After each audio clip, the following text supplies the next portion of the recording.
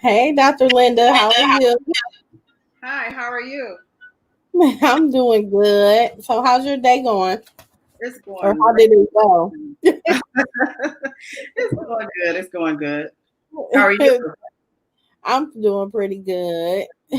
So, thank you. I really appreciate you for being on Life Her podcast.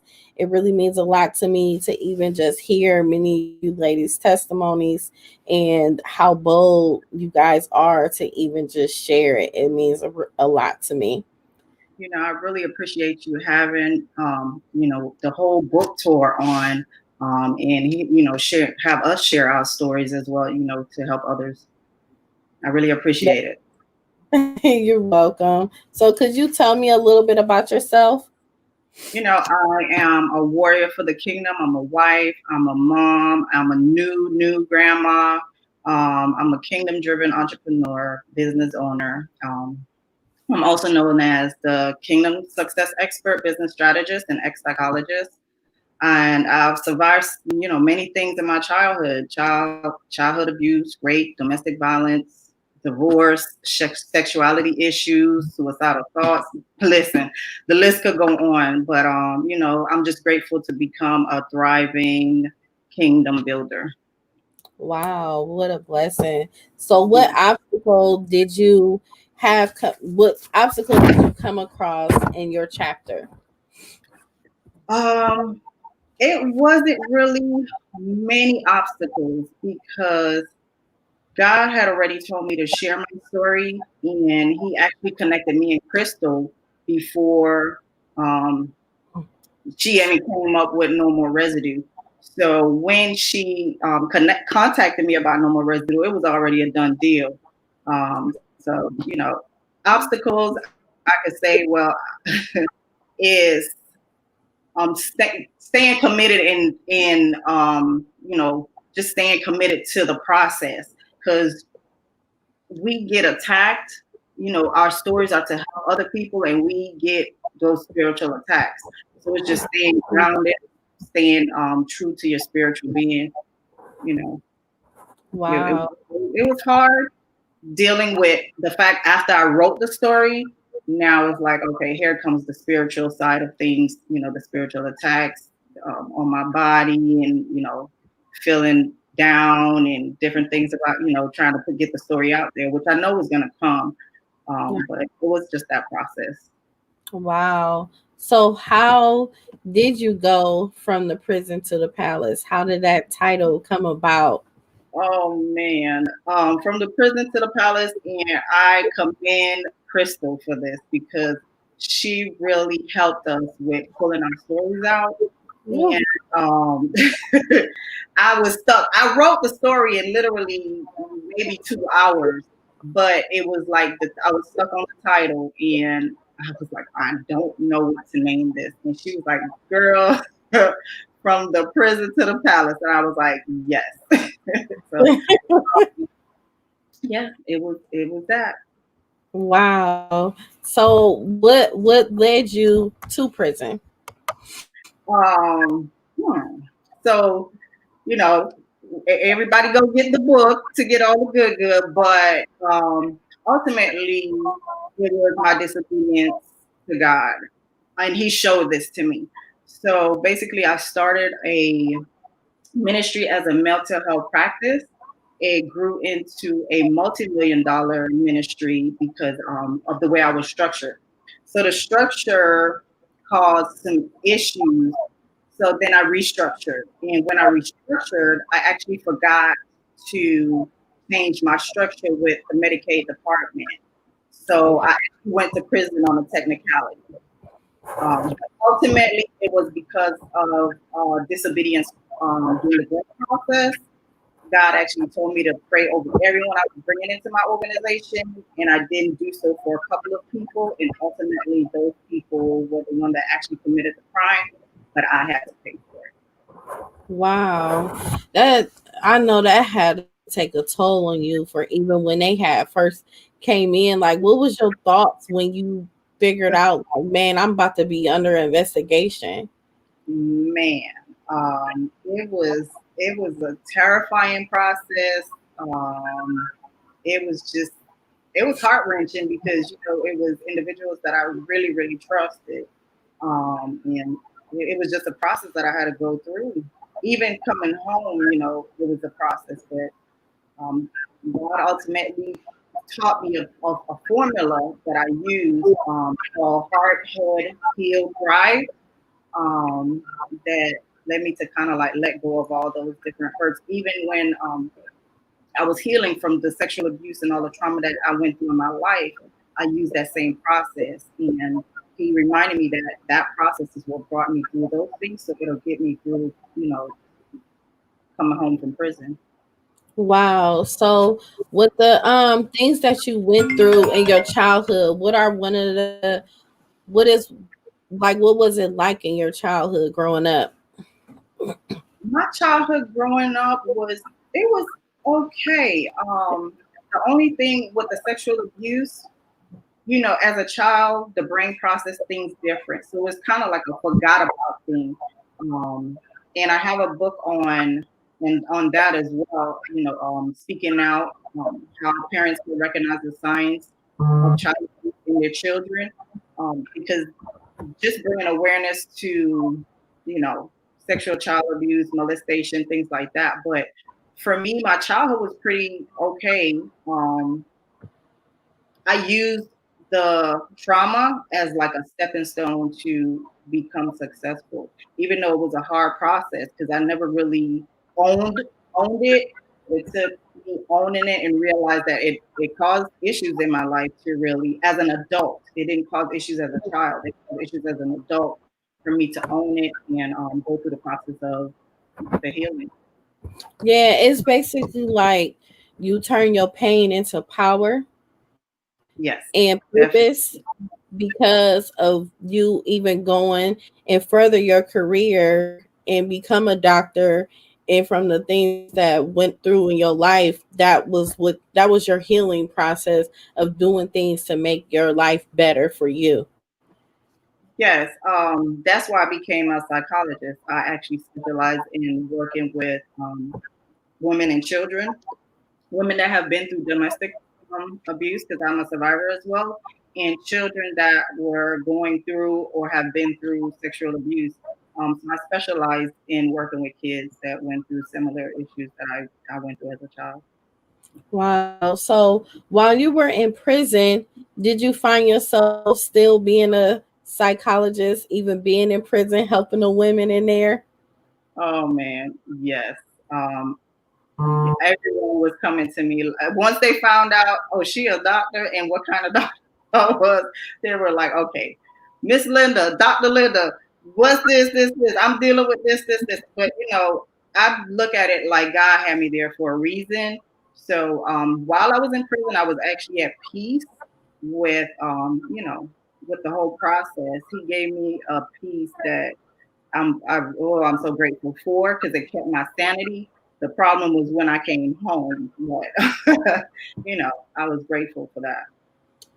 Sometimes we don't like the direction where our lives take us, but when we figure out where we at and why God did what he did, it's like you were a blessing to many people, even though you were in a position in your life where you did not want to be, and that was the last place you thought you would be at. Man, yes. And coming home, I struggled with the why. Why did it happen? Why, if he gave me a vision to build the ministry, why did that happen? And he basically showed me it was because of disobedience. So now I do everything with obedience. Like if he say drop, I drop. If he say roll, I roll. If he say go, I go. If he say come, I come. If he say stop, I stop. I ain't playing with his orders no more. I'm staying in full obedience. Wow. So what was the first thing you encountered of coming home, because you were gone for 18 months? So what was the feelings that you were having? At first, I came home like a whole changed person. Like I was super confident.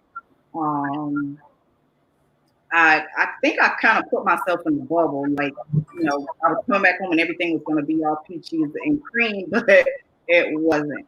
Um, Little did I know my marriage was basically hanging on to like a thread. My kids kind of like, they didn't say they resented me, but their actions towards me kind of like made me feel resented. So I went through a period where I felt like, I was no use to the family. So I started having suicidal thoughts. Wow. So basically you just felt like you was just alone and you didn't have nobody there for you and it just made you just feel empty. Yes, very, very empty. And God had to remind me and pull me back like, you my child and I love you. And it's a lot of things that I put in the book that, in No More Residue, to where he really had to remind me of things that he told me in the beginning before I even went through the whole process of going to prison. Wow. So how did you end up healing the process and how hard was it to even build your being a mother with your children basically all over again from you being gone? Um, well, I have two small kids at home now. My other three are out of the home. So I kind of like engulfed myself, with making sure, taking care of them. Even though I struggled with the inner turmoil because I was always like the business person, always, entrepreneurship, working, doing something. It was very hard for me to be at home and feel like, okay, I just had all of this, multi-million dollars, all of this, um, and have nothing else. Because it was looking like I was about to lose my family. It was looking like, okay, I had all of this, I lost that. So then I went through the process, and now I'm coming home, and now I'm about to lose my family. So it was a rough process, but with God's grace and staying in position for His favor, I got through it. Wow, what a blessing. And how did it end up going as far as you and your husband? How did you guys, build your relationship back to where it was? Um, Literally, God used me first, because He had, at the same time I went to prison, He lost his mom. Oh, So it was like a double whammy for him. So God kind of healed me first, and then was like, okay, use the same process I taught you from the beginning when you were healing from the sexual abuse, when you healed from divorce, when you healed from, all the other things that went on. Use the same process. So I got what, I sat him down. I was like, listen, I'm about to leave if you don't change some things. And I think one day I literally threw all my stuff in my car. And I think that was kind of like a realization hit for him. So then he started really listening to me and going through the process. And that actually led to his success in his business and me, helping him build his business to what it is now. wow. That's setting a strong foundation there.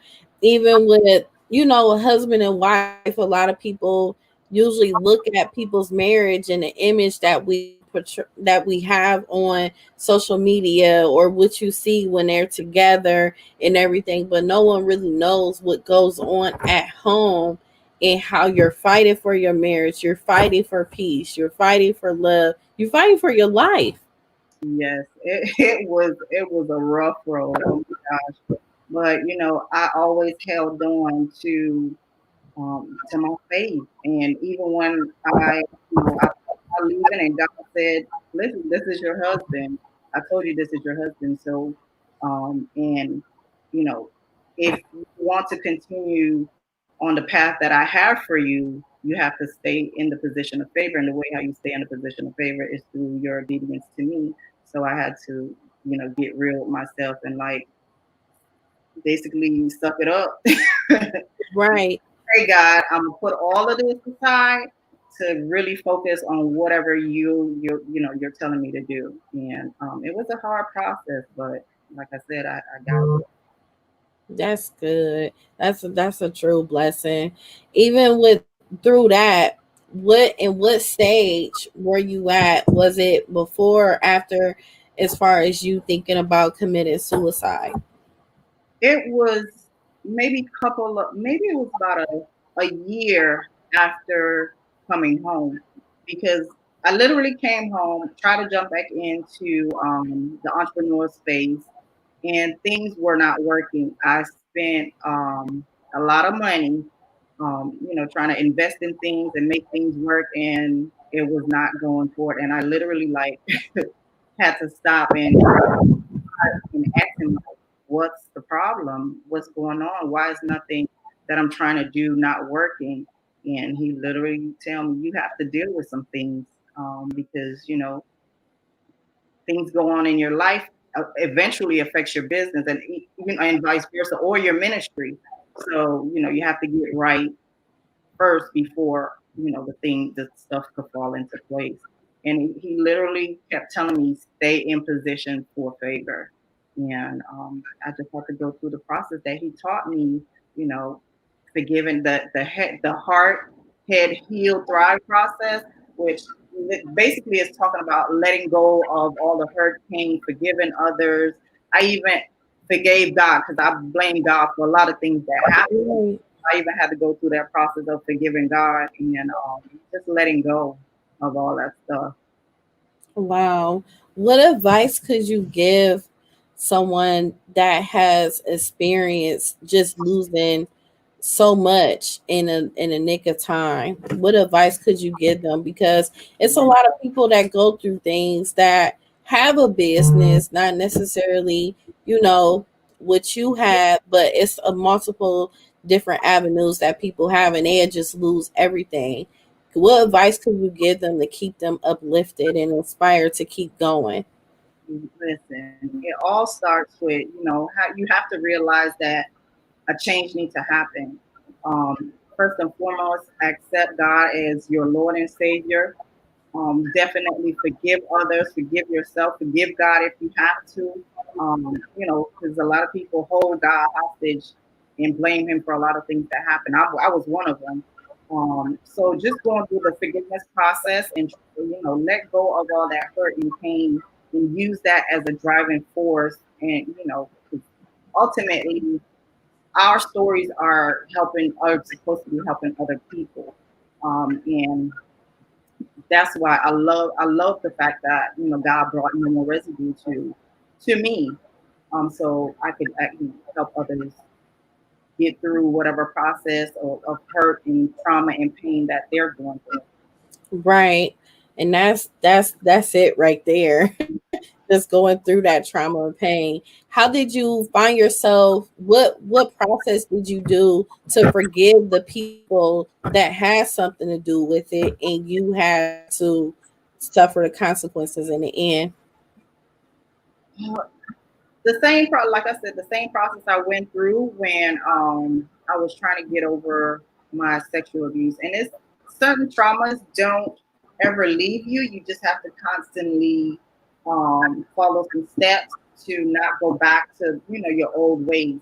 And the forgiveness process for me, I made a list and an inventory of the things that people has done to me in my life, and I took it to God. I asked God, I forgave them, and then ultimately I asked God to forgive me, for anything I may have done. But it was making a list of all the things that people have done to me in my life, and forgiving them, and turning it over to God and getting out the way, especially in my marriage. Mm-hmm. And what's so crazy? Like I have experienced myself of being angry at God off many things, and you don't understand. You always have those questions like, why me? I do this right, I do this right, I do this right, but yet you giving me this. What type of, like, for people that's out here that's just angry and mad at God, what is a solution for that, for you to even just trust him all over again and have that faith and know that he has your back? I'm gonna tell you what I told my husband. I said to him, doing the whole process of, all this back and forth and going through all this hurt and pain, have you thought about trying God one more time? I said, just give it a try, one more chance. He gave you many chances. Give God one more chance. And that was the ultimate choice that literally changed his trajectory. I don't even want to talk about it. They got to read the book. but yeah, what type of advice could you give a person? Because with a lot of people being angry at God today, like even during this pandemic, people are at their worst right now. Some are being blessed, some are at their worst, and they're mad at God right now. You have to, like I said, everybody has a process. I went through a process of the anger, hurt, and pain. You have to take your relationship deeper, because the deeper you go, the more connected you get with God. He speaks things to you. He tells you things that you might see, might help you in the future, like tomorrow, a couple of hours from now, a couple of seconds from now. So it's like developing that deeper relationship with God, to where, you're connected with Him, to you, and ultimately is your obedience to God. And for me, that helped me with dealing with anger, because as I grew deeper with Him, He spoke things to me for me to do, and I followed, and the blessings came after. Wow. You know what I'm getting from this is psychologists need psychology too. Oh, listen, they do. They don't tell you that, but they do. And even when I had when I was practicing in the as a licensed psychologist, I had someone I talked to. And most therapists and psychologists or counselors, they actually have been through something. It's rare that you find one that just wants to jump in because, for the money, because you don't really make that much.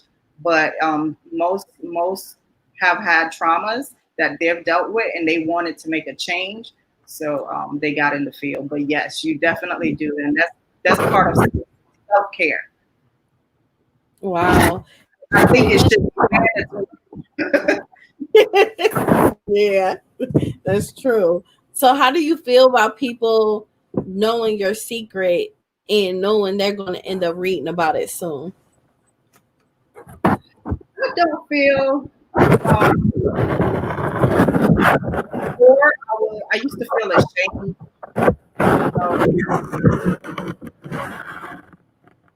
But not anymore, because hey, it happened, and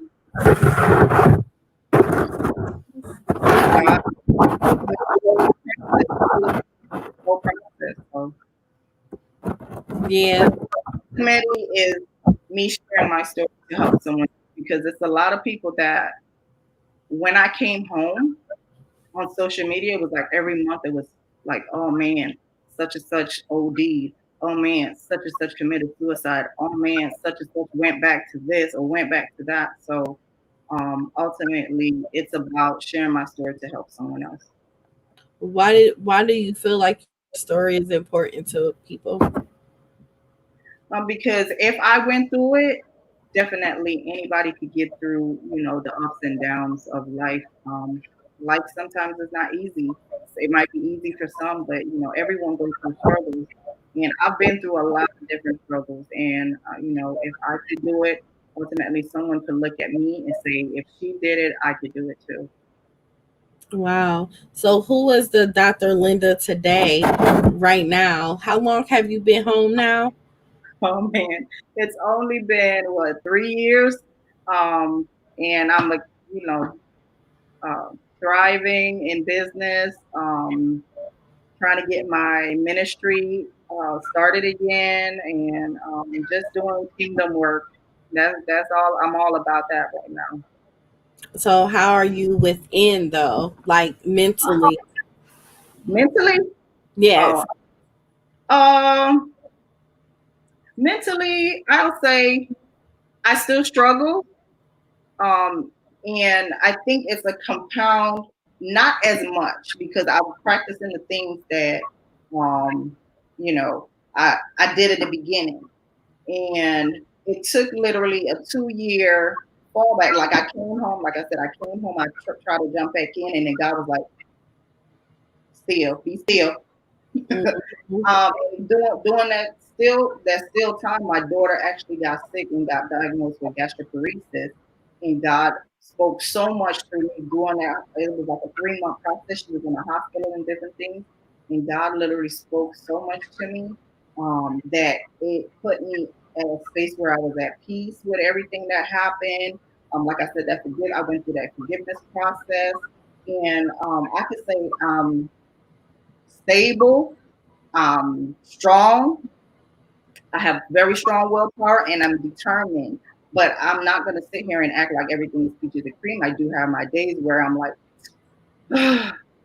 Right. and then, I put on that worship music and I pull out that word and I'm like, God, you need to handle this day because Yes. it's rough today, So ultimately, I'll go back to what has kept me this long, and that's my faith. Yes. And it's good that you have a village of women surrounding you that can pray for you and really mean it. And that Yes, and that's what matters a lot because you're going to continuously going to need the uplifting and encouragement for you to keep going cuz you've been home 3 years yes, and it takes time. And then especially you want something to get to going now and you feel like you so far behind and you trying to play catch up of all the things that you missed out on. yes. But yeah, like I said, I'm truly blessed and grateful and thankful, especially for this normal residue group, like Crystal. she she's a strong individual, um faith filled. So when we get in on our meetings and we're praying and fasting, she don't like, I go back in her messenger and let her know, hey, listen, this helped me, I'm going through this, or like we actually became closer That's because of, the anthology. But she pulled us, she got our stories out. And some of us are first time authors, so they actually got to learn, marketing and sales, and just how even the spiritual side of business. And she's a phenomenal coach and leader, and I am grateful to be a part of No More Residue. that's good. And I'm just now meeting every single one of you ladies, but I get a sense of from you guys' spirit of growth, even from start to finish, even being around her. I could tell the growth. You guys' confidence level and Yes, everything is amazing. And you still doing it daily by you guys all encouraging and supporting each other. And that's what women need, instead of us feeling so down and out about things, because it's going to be needed all the time. We always need a good prayer. yes, it's definitely a sisterhood was formed, and like I said, I'm grateful for that. Man, if it was if it wasn't for No More Residue, my story would have still been bottled up, you know. So I'm very grateful, and yes, because of my story being told and written, I am more confident. I don't have to hide behind the shame and the guilt and all that stuff, because hey, from prison to the palace. Girl, listen. You in that palace right now. Yes. And God gave you life and he gave you freedom and he loved you. And Yes. that's the importance of it. And Yes. the reason why I mentioned to you, as far as you being home for 3 years, it'll be 3 years next year since my husband been home. from federal prison, and me witnessing his frustrations and how he just be like, man, I can't do this. And then next thing you know, he motivated one day, he down the next day. It's like he wants it now, you know. Yeah. But the thing is having that prayer there. It's like when I see him down, I'll pray over him or pray with him. Yes, that definitely. Now my husband has been very supportive. Like he could tell when I'm having those days, and he give me those motivational speeches. Like I used to be the one always giving him the speeches, and now it's like he's like, "Girl, you better snap out of it." And he covers me as well, and I play worship music, and he give me those motivational speeches, like you can do this. You was there, so you could get back there, you know. So yeah, You could definitely get there. You yeah, already there. It's just when the devil see you going in a direction where he don't want you to go, he'll try to redirect you and play these mind games with oh you, man, and I'm you something wrong with you, you know? he he he tried to play the mind game with me to where I felt like my husband's success had nothing to do like it had nothing to do with me. God had to bring me back and was like, listen, your husband's success is your success because you are with him, you're his, You are one. and we are one. And I help build the business. But God is amazing when he brings things to me and make me realize like, hey, you're still successful. Hmm. You are, because from you not thinking you're one, it's like he's thinking like, ha ha ha, you not in the spotlight, you're not doing it, you're not this. It's like playing these mind games, but when you behind the scenes doing the the work behind that, that's all you. That's all Yeah, you and him yeah. together, and it's even more powerful that you both are doing it together. Yes, and I had to realize that because I used to beat myself up. And the crazy part was in my business, I wasn't really the front person because I had a psychiatrist that worked with me, and I never wanted to like be the front person. And then I had other counselors and case managers that worked in my ministry. The only thing I would really be the front person for is in my ministry. I had a Christian academy, still have the Christian academy, and like training and things like that. I would have to do the trainings, but so I didn't really understand the process of well, okay, why am I thinking like I'm the background? But God, ultimately brought it to my attention like, hey, snap out of that. Don't let Yeah. it trick you. Well, because success isn't easy and you don't want it to come easy, because you could be a help for another person that's going through something, and you be like, that's it, I've been through this, so let Listen, me help you get through this. listen. It's crazy that you say that because when I came home, I got a coach and I vented my frustration to her. And she's a Christian coach. And she said to me, well, honey, you got it easy when you made that multi-million dollars. Now you was disobedient, so God took it from you. So now you got to work for it. I said, really? And then Yeah. I went home and I thought about it, and it was true. Yeah. And it comes with us. God humble us in some special ways. Be like, wait a minute, let me slow you down for a minute. You moving too fast. Let me bring you right back to when you started. For me, I was already humble because I did so much in the community, but like he really wanted that obedience from me.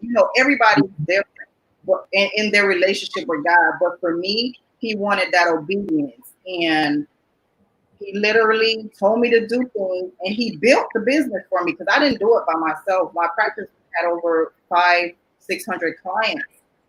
But when he told me the key thing was to pray over everybody, then he'll give me an answer to who to bring in.